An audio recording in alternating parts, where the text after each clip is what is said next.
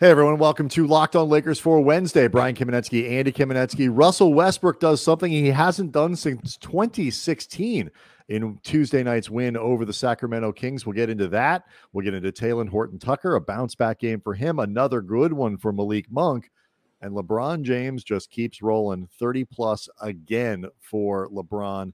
All that coming up and more on Locked On Lakers. You are Locked On Lakers,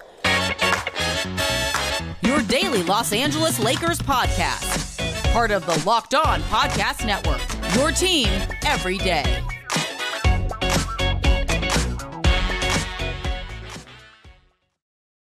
Thanks to everybody for making Locked On Lakers your first listen of every day, Monday through Friday, as we get this thing up for you. Make another Locked On podcast a second listen if you can, but after the first one, which is us. I want to let you know as well that today's episode is brought to you by Truebill. Truebill is the new app that saves you money by helping you identify and stop paying for the subscriptions you don't want or need, and can even negotiate better deals on those you want to keep. So we'll get to Malik Monk, Andy. I was a little nervous in the first half of Tuesday's win over Sacramento because we spent a lot of time on Tuesday's show talking about how well Monk has been playing and all that, and he did not have a good first half. A good bounce back game for Taylor Horton-Tucker, who desperately needed one. This was the best Taylor has played in eons for a lot of different reasons we'll get into, but it was nice to see this for a young guy that has been really struggling, and with certain guys potentially coming back reasonably soon, probably wondering if his minutes are going to be in jeopardy. Yeah, I mean, it's a fair question to ask, and we can get into that. And really, quite frankly, the Lakers needed him to play well on Tuesday night. They did beat Sacramento 122-114, but this was a tight game, Andy, all the way up through into the fourth quarter. The Lakers were behind for portions of the second half, and it's funny, like, I don't think they played particularly well. In certain guys individually did, but they got 31 from LeBron, but it was not an efficient 31. 26 shots took them to get there, only 3 of 10 from three-point range. They got 19 from Westbrook, but not an efficient 19. He needed 19 shots to get 19 points. He had a better second half shooting. He did. The first half, he was 4 of 13 from the field. But as we're going to get into, he had 0 turnovers in this game. The first time, and this is a great stat, by the way, from our guy, Law Murray, who covers the Clippers for The Athletic, does a really good job. This was the first time Russell Westbrook had gone without a turnover in a regular season game since March of 2016, when he was with the Thunder, a win, actually, in that game, too, against the Blazers. So it has been quite some time since, not even a criticism of Russ. It's actually you wouldn't expect most point guards like him, have a turnover in a game. But, it's not, this was a game where, and it's not a coincidence, Russ had 0, the Lakers had 5. Some of this is going to be dictated very directly by what Russ does or does not do with the ball. Well, the other night, I think this was the Minnesota game. I'll pull it up, but the Lakers, I think, had 15. They did have 15. Which is a tolerable number, of which Westbrook, I believe, had 8 or 9. So, yeah, I mean, to some degree, how many turnovers Russ has can be sort of the determining factor as to what the Lakers have as a team. But I mean, this is a high turnover group. In general, and I it is amazing to me just the clarity that Tuesday's game showed in what you can do on a night where you're not playing particularly well defensively, not that great offensively either. The Lakers, again, weren't that good. If you don't give the ball away against a team like Sacramento and give them opportunities to score easily, the Kings will do you some favors. The Kings turn the ball over a ton themselves. 18 turnovers from Sacramento, and it was almost like, Andy, the mirror image of the Minnesota game. The Lakers had 16 more field goal attempts than the Kings did because of that turnover discrepancy. Yeah, first of all, Alvin Gentry in this game, who's now the interim head coach because Luke Walton was fired during the season, he looked like somebody very, very jealous of Luke Walton at home. Like Alvin Gentry, this season, forget like it's going to turn him into an alcoholic or an addict of some sort. Like this could be the season where Alvin Gentry just says, you know what? I'm old enough. I'm done with this damn sport. I am done with this industry. I'm done with this profession. I'm just going to go on doing whatever else I enjoy in my life. I've had enough. This bleep ain't worth it. To quote Lethal Weapon, there was this bleep. Yeah, I was about to say there was a very Danny Glover, Lethal Weapon 2 vibe coming from Alvin Gentry. Like, I mean, he just looked so over this. Like, I don't know if you've noticed, but like Alvin Gentry, and we've been around Alvin for a while. We were around him when he was with the Clippers and stuff. He's a great dude, and everybody universally loves Alvin Gentry. That's why he's universally everyone's interim head coach. Right. I don't know if you've noticed, but post-game Kings pressers have basically turned into an Alvin Gentry apology tour. Like about every other game is just Alvin Gentry apologizing to Kings fans about something the team did during that game. I mean, really, that should be the theme for most of everything the Kings do publicly is apologizing to their fans for something that happened. But look, that is the point. Like, look, Lakers have won 3 in a row. Yeah. They beat a bad, struggling Portland team. They beat a Minnesota team barely without Karl Anthony Towns and without D'Angelo Russell. They beat a bad Sacramento team and required most of a full 4 quarters to do it. There's a lot in here that is, they're winning, but like if you want to kind of go and we can talk about, well, I'm sure we'll get into a lot of that stuff over the course of the week before they play again on Friday. But they got to win these games, and they are, and it shows that if they don't do an opponent that is worse than them favors, I think you kind of alluded to this earlier in the week, Andy.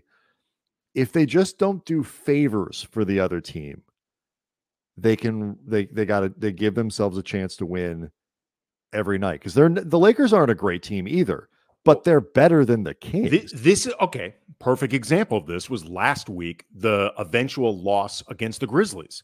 They were up 13 against a really good Memphis team. Like the Grizzlies are for real. I'm not saying they're going to win a championship, but they're legit. Yeah, they're a legit good team that no team that will eventually win the championship will want to see in the playoffs. They were up 13 with 2 minutes to go in the third quarter. If they had just been capable of trading baskets competently, they would have won that thing comfortably. But then they started making mistakes in ways that you can't do against a team that's better than them. And we talked about this, how they have demonstrated at times in very frustrating fashion that when they play at the top of their game, even in all these different incarnations, missing dudes, they can play with good teams, much less bad ones. But their margin for error, it frankly isn't that great no matter who they play. But what you don't want to see is them give away games against lesser competition, which they've done a lot during the season. Yeah, and so you go back through that first half, and the Lakers went into the locker room down, I want to say 2. It was a 2-point game at the half. But like, take a look at the numbers. They were 3 of 16 from 3-point range in the first half. That's not good. LeBron was 5 of 12. You mentioned Westbrook was 4 of 13. They were only 43% overall. They had 2 points from Trevor Ariza and Avery Bradley combined. Like, I realize those aren't guys you're relying on to be big scorers in your lineup, but 2 points from 2 guys in your starting lineup combined isn't good. But they had 1 turnover, and that's why that was a 2-point game at the end of the first half. And so that and surprising contributions from THT and Dwight Howard, who ended up getting 22 unexpected minutes in this game, 14 points, 14 rebounds, 3 assists, I believe 2 steals. A really nice night for Dwight. Yeah, let's talk about those 2 guys. We'll do that next. Locked On Lakers brought to you by Truebill. Do you know why free trials were new without your consent? It's a business scam out to get you. Don't let greedy corporations pocket your money. Download Truebill to take control of your subscriptions. Truebill is the new app that helps you identify and stop paying for subscriptions you don't need, want, or just forgot about. On average, people save up to $720 a year with Truebill. Companies intentionally make subscriptions just impossible feeling to cancel, but Truebill makes it incredibly simple. Just link your accounts. Truebill will cancel the unwanted subscriptions in one tap. Truebill has over 2 million users, and they've helped them save collectively over $100 million. So don't fall for subscription scams. Start canceling today at Truebill.com/LockedOnNBA. Go right now, Truebill.com/LockedOnNBA. It could save you thousands a year. Truebill.com/LockedOnNBA. So, if we get a second, maybe we'll get to it tomorrow. Westbrook had some interesting comments about. We talk a lot about how Westbrook is learning to play with other guys, playing kind of a slightly different role here, where he is, certainly the third star of the three, having to adjust off ball more, all that stuff. Some interesting stuff that came out of tonight's game about how guys have to adjust and learn to play with him. We'll see if we can get to that tonight. But you mentioned it. Dwight Howard, for example, got in the game, played very well, tons of energy, did what Dwight does when he's playing well, had a nice connection with Malik Monk and, on some pick and rolls. And well, they go back to Charlotte, Brian. That's true. Because when Dwight was seemingly on a quest to play for every team in the league, one season at a time, there was a stop in Charlotte. He was reunited with Mitch Kupchak. Yes, he actually put up, like, statistically very solid numbers. He did in Charlotte, and they wanted nothing to do with him when he was done with it, which gives you an idea of where Dwight was in his career at that point. So we'll get to Monk, and we'll get to THT. I refuse to call him Talo. Terrible nickname. I have a theory that, because we've covered Taylor Horton-Tucker obviously since he entered the league, and we've seen him interviewed a lot. We've seen his teammates talk about him a lot. I have not heard until this year that his nickname is apparently Talo. I guess like a play on J-Lo. And it's an awful nickname that just became public. And this is the first season where it's felt like THT might be regressing. I don't think this is a coincidence. No. I think he is incredibly self-conscious that people know him now. Like, if he plays well, god-awful nickname. Yeah, if he plays well, people are going to, it's going to be out there a lot. People are going to be up on the podium saying Talo a lot. But it's just horrible. It's terrible. Dwight, though, it's funny because it didn't surprise me that he was in the game on Tuesday. If you look at what Alvin Gentry did, he started Damian Jones, former Laker, in a revenge game.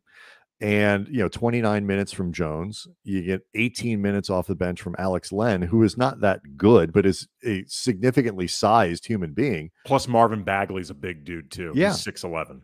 And so and he had 12 rebounds. And so you start to put these big guys out on the floor, and we have noted this.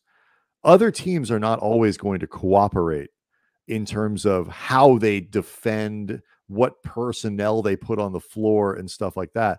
The Lakers aren't really good enough, quite frankly, to play opposing centers off the floor all the time.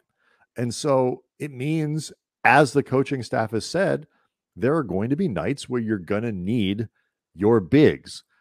Hopefully that's never DeAndre Jordan, but that does mean, 15 minutes one night, maybe 25 minutes another night, maybe 0 from Dwight, depending on the opponent. But Dwight's going to play sometimes. It made sense that he played on Tuesday.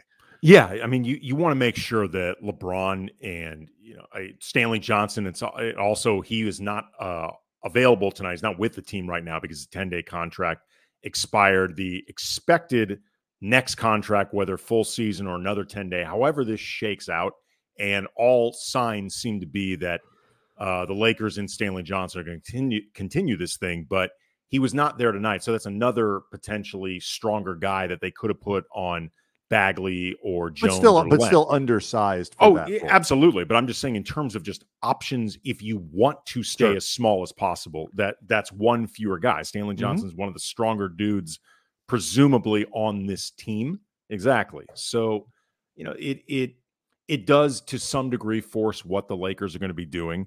And again, to Dwight's credit, he played very well in this game. He obviously stayed ready. And I don't remember which game it was exactly, but there was a game where DeAndre Jordan was at the time starting and Dwight was out of the rotation because they were only going one true big at a time. And DeAndre had some type of, I think, defensive miscommunication that clearly bothered Vogel. Vogel said something to him about it and very clearly did not like DeAndre Jordan's reaction to this at all. Pulled DeAndre early, put Dwight into the game. Dwight had said after the game he had not expected to play at all, and he played really well in that game too. So Dwight is staying ready for this, cliched as it sounds, and it's helpful for this team when that happens. Yeah, I think fans are sort of confusing. Like the Lakers are going to go small and lean into playing small with like literally those guys are never going to play, and that bothers some of them. There are a lot of people who think Dwight should play more. I just, there's a template for this. The Lakers did this in the playoffs, like in the bubble.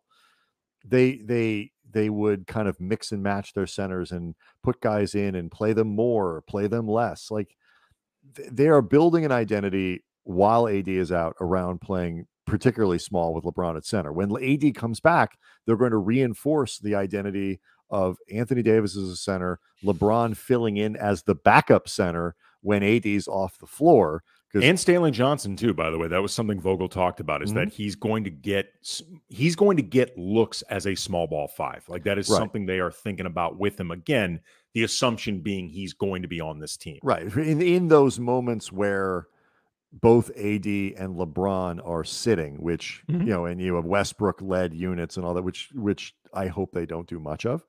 But that doesn't mean that Dwight Howard is never going to play and they're never going to use a traditional big. We'll probably see one, next week when they play Jokic, when the Lakers play Denver. I believe it's a week from Friday.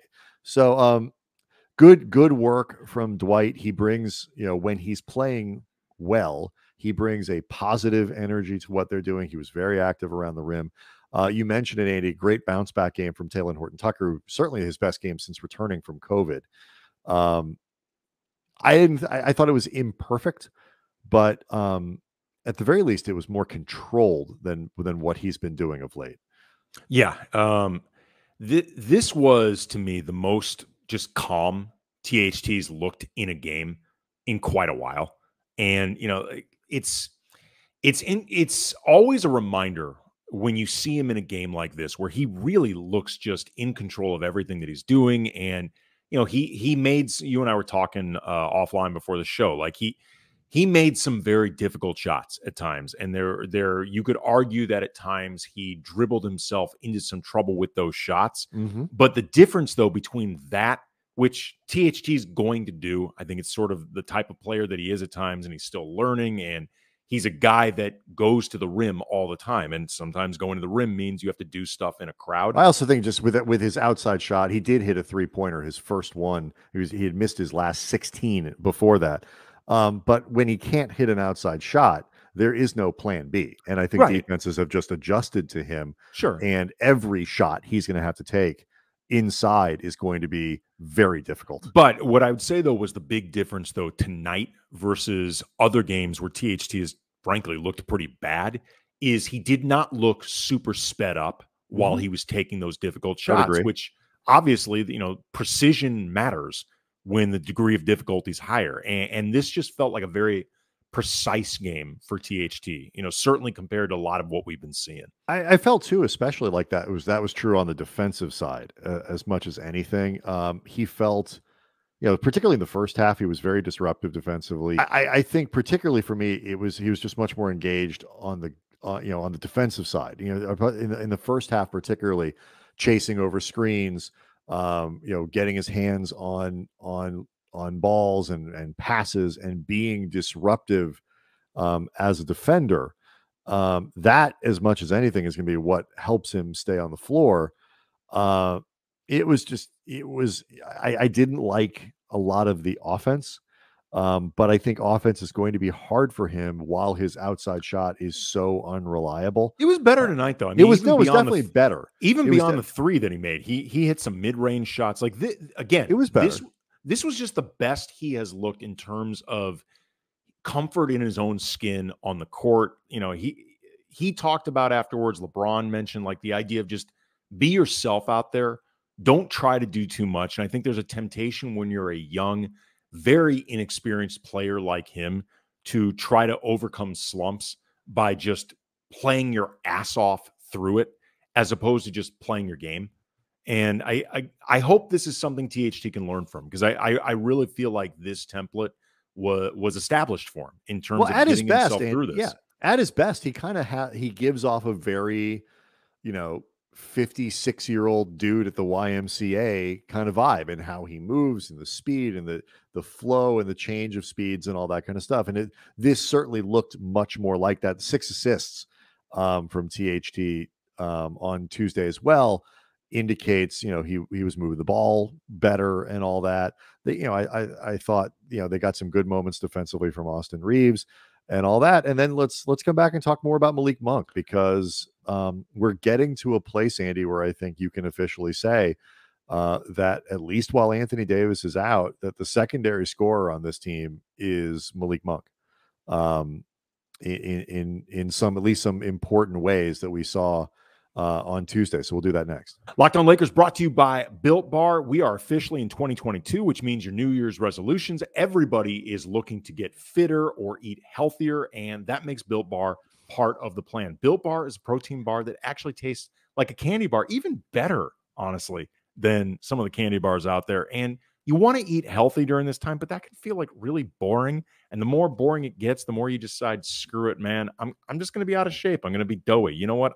That's the new me. It doesn't have to be, because Built Bars taste great. They're covered in 100% real chocolate. Most of them contain just 130 calories, 4 grams of sugar, 4 net carbs, and 17 grams of protein. So if you're not a huge fan of working out, you can at least eat something that tastes good and is actually healthy for you. A lot of great flavors to choose from: coconut almond, peanut butter brownie, cookies and cream, salted caramel, so many more. So go to built.com, use the promo code LOCK15, get 15% off your first order. Again, promo code LOCK15, 15% off at built.com. Locked On Lakers also brought to you by BetOnline. BetOnline has you covered this season with more props, odds, and lines than ever before as football continues its march. Andy, we're only 1 week away from the NFL playoffs. It's almost playoff time. BetOnline remains your #1 spot for all the sports action, so you head over to the website or use your mobile device to sign up today and receive your 50% welcome bonus on your first deposit. Just use the promo code LOCKEDON to receive that bonus. From basketball, football, the NHL, boxing, UFC, right down to your favorite Vegas casino games. Don't wait to take advantage of all the amazing offers available for the 2022 season. BetOnline is the fastest and easiest way to bet on all your favorite sports, so don't wait to take advantage of all the new amazing offers available. BetOnline, where the games start. All right, so Malik Monk and LeBron James were the engine that drove the Lakers to a win in the fourth quarter offensively on Tuesday night. It was, Westbrook wasn't bad. I'm not, putting this on Russ or something, but it was Malik Monk had 11 points. LeBron had 14. So the two of them together scored 25 of the 37 the Lakers put up. And, we talked a lot about Monk on Tuesday's show. He was the topic of conversation at practice on Monday about how well he's played, and he wasn't very good in the first half, and kind of gave me that moment of like, oh, geez, like I hope we're not seeing something that makes you worry that it's going to be that roller coaster, like it was in Charlotte. But I think right now, for me at least, I look at who the drivers of the offense can be late in games, and Monk is going to be on the floor. I see him as a real primary scorer because he's a more versatile scorer in those situations, certainly, than Westbrook is. Well, I mean, he's finishing a lot better than Russ right now. I mean, that is still a very confounding thing for Westbrook and frankly, alarming at times. I was about to say, you say confounding, I say worrisome. Yes, the inability to convert the way he used to around the rim. I'm not even talking about dunking. I'm just talking about at times, layups in traffic, but layups that Russell Westbrook used to make in his sleep in traffic, or at least would draw the foul if he missed. And neither one is happening as regularly as Russ would like.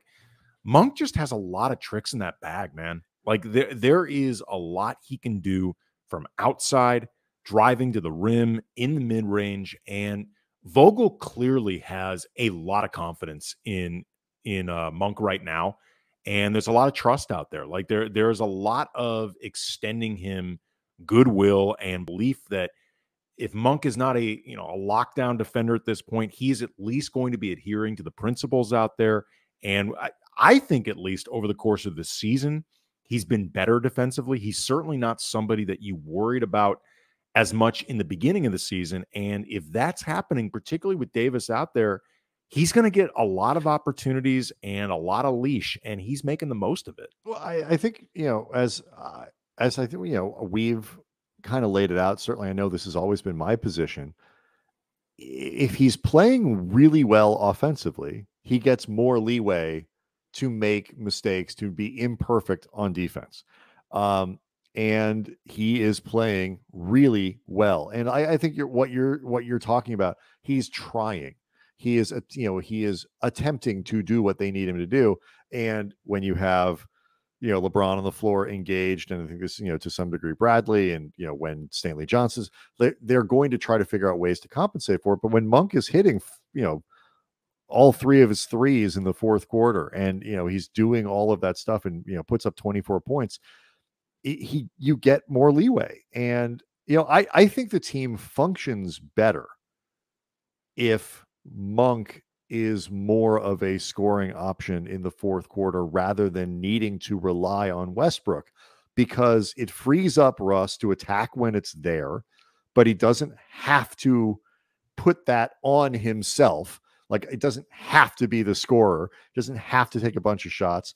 Monk's obviously a better three-point shooter, and he gets to the rim as well, too. So, I mean, Russ can push in the break. He can set guys up. He can make good passes. He can penetrate and kick to Malik Monk, who's a good catch and shoot guy, but he doesn't have to be the driver of the engine of the offense. Whereas Monk's just a slicker offensive player at this point in his career. He also, too, Monk, I think, has been trying to become more effective as a playmaker and somebody who's more reliable that way, which to the point that you're making, it opens him up as a scorer. Like, if you actually have to treat him as somebody who could be dishing off and looking to get other guys looks, it just makes him more complicated to guard. And he's in a really nice flow right now. I mean, once everybody is present and accounted for, Anthony Davis back, Stanley Johnson, again, presumably re-signed. I don't know for sure that he's going to stay in the starting lineup, because I think you can make different arguments for different floor combinations. And I don't think it's going to be in any way like a commentary negatively if he ends up going back to the bench. It's just going to be Frank Vogel deciding that he really likes having that punch combined with what, THT does, right, whatever it might Melo be. Does. Sure, exactly. Absolutely. But he's playing really, really well right now. And he's somebody that gives this team a pretty unique dimension in a lot of ways, just in terms of being that very multifaceted scorer, and as athletic as he is and the type of energy that he has, there's not a lot of guys on the team exactly like that. Yeah. And I thought it was interesting and important the way he talked about the difference between his first half and his second half. After the game on Tuesday, I think it was 2 of 8 in the first half, and noted that he, was the shot selection was the big deal. It was too many shots off the dribble, too much stuff kind of not in the flow of things. Second half, it was catch and shoot. It was, receiving passes from, LeBron, from Westbrook, and not being fancy with what's going on. And I agree with you. I mean, he may not start. He played 37 minutes on Tuesday. That probably goes down, obviously, as more guys are available. But I think he's played himself certainly to a 25 to 35 minute role on most nights, even while players are back. And we're just not going to see that much of Wayne Ellington, Andy. Well, we're not going to see what it is. We're not going to see a lot of Wayne Ellington. You know what's funny, actually? I was just reminded of this. Heading into the season, I had said that there were the guys that I was very confident that were going to be playing a lot this season were LeBron, Russ, AD, THT, and Bazemore. And in a lot of ways, because Malik Monk was one of those guys we're like, we're not sure. He could either be playing a lot. No idea. He could be a guy that's out of the rotation depending on, the way this defense works out. And as it turns out, Malik Monk is one of those guys that his playing time is absolutely solidified by now. Like, it's not going anywhere. And like as we've noted, he is somebody who has really benefited from the opportunity to play without, while other guys have been out of the lineup, and he has really taken advantage of that opportunity. In THT's minutes could be squeezed if he doesn't play, as well as he. None was the other guy that I was counting on playing a lot, but obviously he hasn't played. I was who knows? I mean, that's something. There has been some movement there that we'll get to over the course of the week. Yes. But yeah, I mean, maybe we should look at this for Thursday's show, for Friday's show. The Lakers don't play again until Friday night. About like kind of where the rotation could be going, because guys are going to get squeezed. Obviously, too, we didn't get too much of it for today's show, but 31 from LeBron again. There's a lot going on here that is worth pausing and noting at a little more depth than I think we have time for tonight. I'll just say, in terms of specific to this game, he absolutely rolled the Kings over like the last 5 or 6 minutes. And there was one sequence where he began flexing, looking over at the Kings bench, specifically at Tristan Thompson, his old friend, old teammate with the Cavs, talking some trash, which naturally led to speculation on Twitter as to what he was saying. A lot of paternity suit jokes, Brian. Well, I am not, because of what Tristan Thompson is going. You may have heard this story before, Brian. Tristan cheated on Chloe. Yes, I am not super dialed into that world. No. Even I heard that story. So, to be fair, that is on a Tuesday night, low hanging fruit, as they say. Here's the thing, though. You've heard that story before. Which specific one? Because I'm saying the first time why he was with Tristan. Why Tristan was trending today. I believe it was because he formally admitted that he is in fact the father. It's like an episode of Maury Povich. You are the father. His Instagram post apology to Khloe Kardashian felt more insulting than whatever he put Chloe through before this. It felt so just, dude, seriously. Like, Khloe Kardashian's reading this going, my God, man, this is like verbatim the last apology you gave me. Like, shake it up a little bit, hire a professional writer, like slick up the presentation, do something. Yeah, it wasn't great. This thing felt just so bullet pointed. Like I was offended on her behalf. All right, so there is. We'll get to LeBron. We'll get to some more of the Westbrook stuff. We'll get to the rotation. A lot to kind of finish out the week as the Lakers get into one more game before Sunday's game against that aforementioned excellent Memphis team. They get a really struggling Atlanta team on Friday, and that's another game that they need to win. I said before this thing began, 3-1 was the baseline of expectations I had 4-0. Capitalizing. Yeah, let's do it. 4-0. All right, so a lot still to do over the course of the week on Locked On Lakers. Thanks for making us your first listen of every day, and we will see you on Thursday.